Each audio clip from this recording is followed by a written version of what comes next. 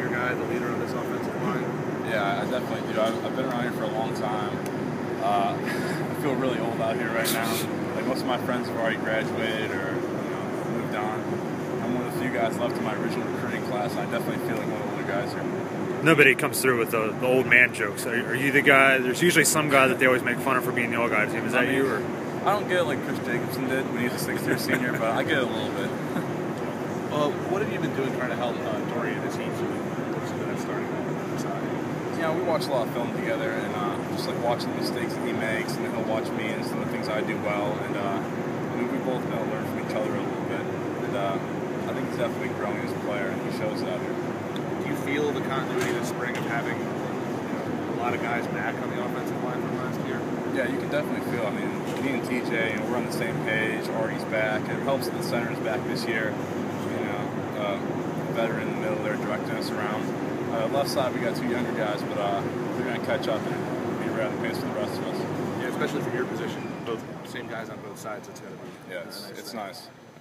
And TJ, from where he was a year ago this spring, just sort of coming in and now where he is now, how would you assess how much he's grown as an offensive lineman? TJ's a great football player. I mean, I almost wish he would have switched offense a year earlier. I can't even imagine what we'd be like right now.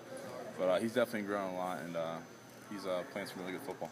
During these spring drills, do the inexperienced players seek like immediate feedback? Do they want to know like after every practice, how do you think I did, or is it just on to the next one? I mean, I'm sure most of you can hear that Coach Heber's letting them know how they're doing. Usually immediately after, but we do watch the film usually after practice or next morning we'll be in here watching it, and yeah, it's good to get the feedback in quick because then you learn from your mistakes and it's all fresh in your mind. I know there were some times last year when you guys, gave up a lot of sacks and, sort of took some heat. Do you come into the spring with a little bit of a chip on your shoulder as a unit? I mean, every spring we want to come in, we look at last year's tape and we just say, here's where we were and, here's where we want to go. And you want to build up every single year, and I think it definitely does give us a chip on our shoulders. We want to be better. Is there a difference blocking for Chad as opposed to blocking for Tom last year? As an offensive lineman, we don't really think about that kind of thing. I mean, sometimes when we're switching quarterbacks between Chad and Trey, I'm not even thinking about who's the quarterback. It's just I'm in the flow of the game.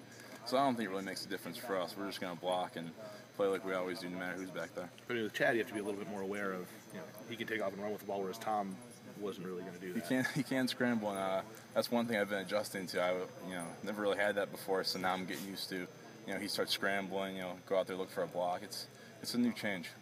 Coach mentioned you guys lifting heavier weights in the conditioning program. Do you feel stronger? Do you think that the offensive line is stronger overall? Oh yeah, I mean this off-season, the first part of the off-season, I can definitely feel the difference. We've been moving a lot of weight in the weight room, and I think it shows out here in our game. We got guys that are out here, holding their ground, pass protection, moving guys off the ball. I mean, moving weights in the weight room definitely helps us on the field. Who's the strongest guy in the weight room? Strongest guy? We're actually pretty well-rounded between, the older guys, pretty well-rounded in strength. I think Artie Rowell probably has the best squat, and I think he has the best bench too. But I mean, we're all up there, 400-pound benchers, 500-plus pound squatters. So. What are Artie's numbers? I couldn't tell you off the top of my head. He's the strongest guy, you think? I think he would be the strongest guy. Are there other, philosophical differences in the strength program, just other than lifting heavier weights and the things you're doing differently this year than last year? There's definitely a more hard-edge approach to the weight room, I think. I think, we come in the weight room with a different attitude than we did in past previous years. But we've definitely been attacking it in there, and I can feel the difference. Thanks.